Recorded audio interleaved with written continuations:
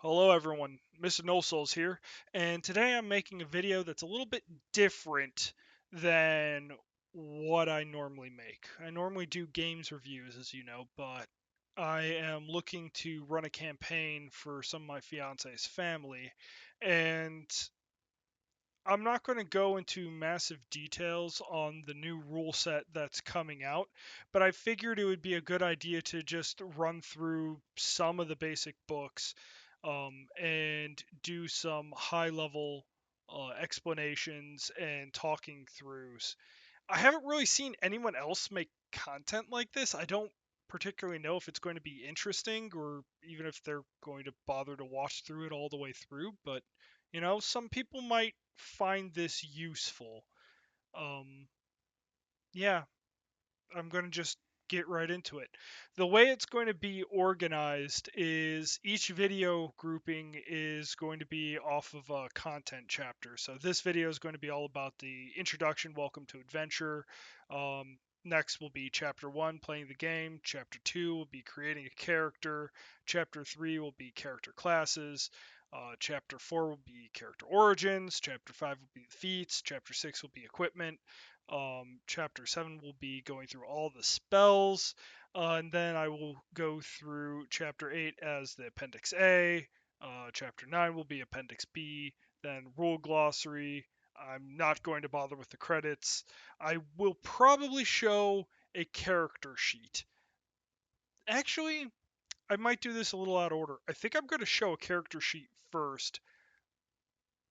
No, I'm actually going to stick to this. When I get to chapter 1, I think that might be where I want to show the character sheet, or chapter 2.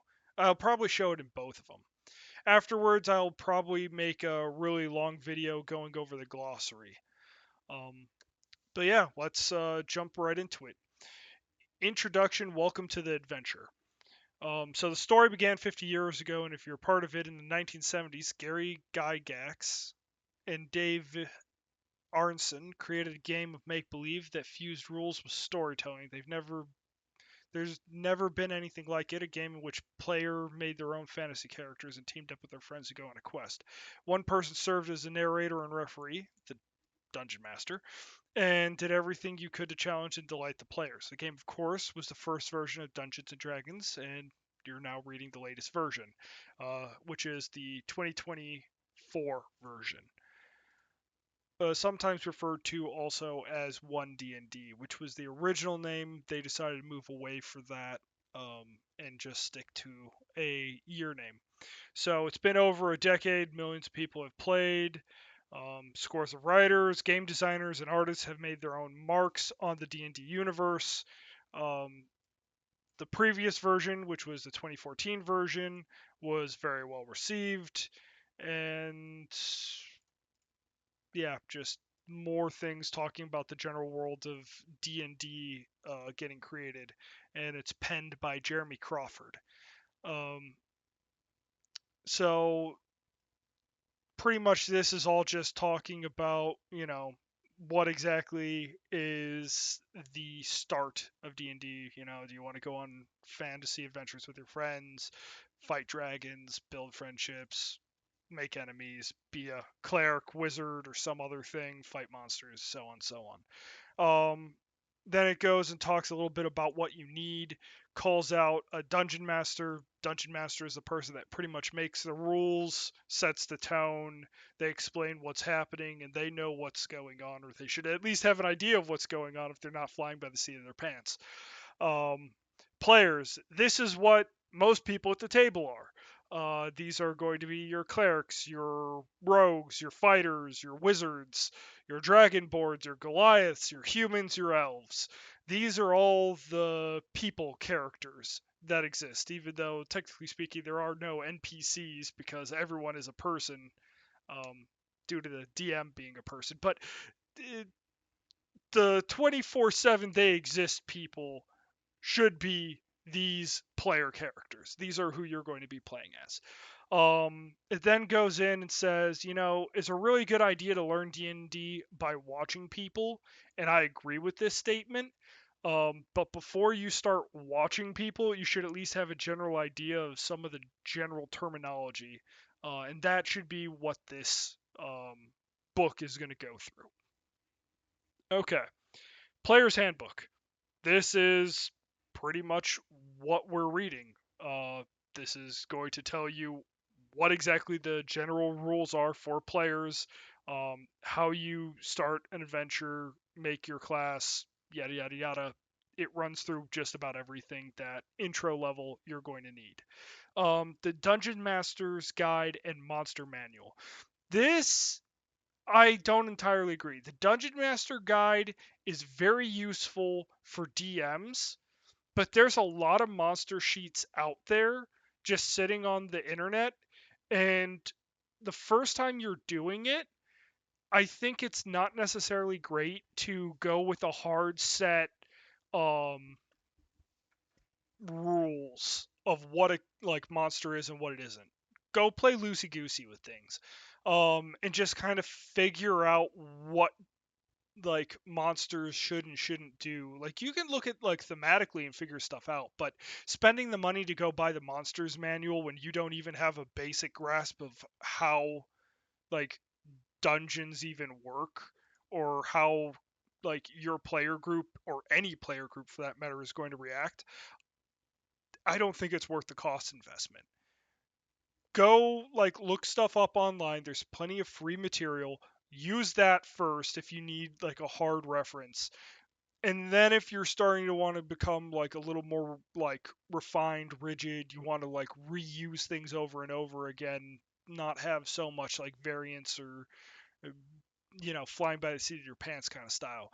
Maybe then consider going and get the books because more often than not, and even for the like really serious DMs, that's what they do. Uh, I feel like this is one of those books that really sits on the shelves a lot, unless of course you hand over the book to your players because they've done research and they found out information on a monster or something like that. Like that, again, you can use it creatively. Everything can be used creatively, but just be aware this thing is not always so useful up front. If you're a DM, this is pretty useful.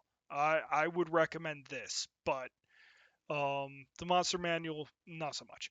Dice. This is going to be critical. There's a lot of free dice rolling apps online that you can get. Your standard dice are going to be like your D4s, your D6s, your D20s, and your D100. But there's also things like D8s, D12s. Technically, I've heard of D3 existing, but I don't know if that's in the current edition anymore. I don't even really think it was in the 2014 version. I think really that only existed in like the really old versions. But I'm rambling here. Your character sheet. This is where you're going to go and actually have your character information. There are official sheets you can print out. You can use online tools like D&D Beyond, which allows you a certain number of them for free, or you can simply go make an Excel spreadsheet. It really doesn't matter. You use Google Sheets. Um, there's a lot of different ways of doing it, and I don't really think there's a one correct solution. You can just have a napkin, write a bunch of details on that. If for a one shot, that's perfectly fine. Um, don't be caught up on whether or not you have one particular resource or another. This is the land of make believe, and really, what you can think of is reality. And yeah, just kind of float with things. Um, DM screen, not required, but it is useful. I have a phenomenal one that I got as a gift. I love that thing. Miniatures and battle grids. Generally, I don't recommend this right out the gate. Battle grids, I mean, just go get some grid paper and use that. Just pen and paper it. It's super cheap. It's easy to figure out. And if you make a mistake, you can rip it out and just make a new one, no problem. Um, you know, generally you're better off going small starting out. But, you know, I'm I'm not Matt Mercer. I'm a nobody on the internet that's played D&D now for almost a decade, and yeah, I just kind of like telling stories and figuring things out. Okay, how to use this book. And again, as I said, this is a player's handbook from D&D Beyond. I kind of wish it wasn't a website. I wish there was a PDF version of this, but I don't think they're releasing a PDF version anymore of anything. And I'm really sad about it because it's not a searchable. You know, you can't just look up uh, like javelin or something like that, or like one particular like thrown weapons or nick or like other things like the random terminology. You can't just search the entire document. You actually have to go parse through this thing. It's not as nice in some ways of the older versions that you could do, but you know, eventually someone will probably go and figure out how to convert all this to a PDF, even if they manually have to type all the like details into a document. Um, so it'll get done. Just as of today, it doesn't exist. Um, Chapter one, as I said, that's playing the game. Chapter two is creating your characters. Chapter three is your character classes. Chapter four is the character origins. And you know, I'm just going to assume that you're kind of reading through these side details as I'm going through. I'm not going to spend time explaining things that are, I mean, as long as you speak English, I think it's relatively straightforward. Um, feats. Feats are something I do need to explain. Those are like your special skills that give you bonuses or abilities. Um, they are not spells. They tend to be more intrinsic to yourself. Magic is like a consumable resource that you can use a certain number of times as long as you have like spell points or charges or casts per day or whatever the system it is you're using. Equipment, that's straightforward. Spells, there's nuance to this, but you get the idea of magic, I imagine, if you're having this conversation. The multiverse. This is something that not everyone will necessarily know. The multiverse is effectively a bunch of universes in parallel conjuncture, um, coming in and out of contact with each other, wibbly wobbly, timey wimey stuff. Effectively, there are a bunch of different worlds that all have passageways between each other if you have the right knowledge or skills. That is what this section is going to be talking about. What is the meta of the universe? Um, Appendix B, creature stat blocks. Again, you don't necessarily need that monster manual because a lot of the basics of like creatures and how like health and armor and everything else works, it's all effectively here. You don't need it. It's useful, it's not needed. And then Appendix C, the rules glossary. So this is like the main rule terminology is summarized. So effectively, we're going to be talking about the worlds of adventure, places where you can go, magic, equipment, weapons, items, how exactly you're expected to interact with the world, general abilities of the characters, and what individual classes are good at and not good at. Also, you know, they're probably going to talk a little bit about a couple different settings, which is like Greyhawk, Forgotten Realms, Dragonlance, Spelljammer, Planescape, Darksun, Eberron, and Ravenloft. These are a few of them. There's a lot more famous stories out there and worlds. Um, but yeah, these are pretty popular ones. You're probably going to hear these names multiple times throughout this book. Uh, okay, and then we're finally at the end of chapter one. What's new in the 2024 edition? The 2024 edition is the fifth edition of the Player's Handbook. Uh, if you're familiar with the 2014 version, it's very similar apparently, but we're going to have to dive into this in a bit of detail to get into the nuance. But some of the highlights they go through is they effectively streamlined a lot of the rules now from the 2014 edition.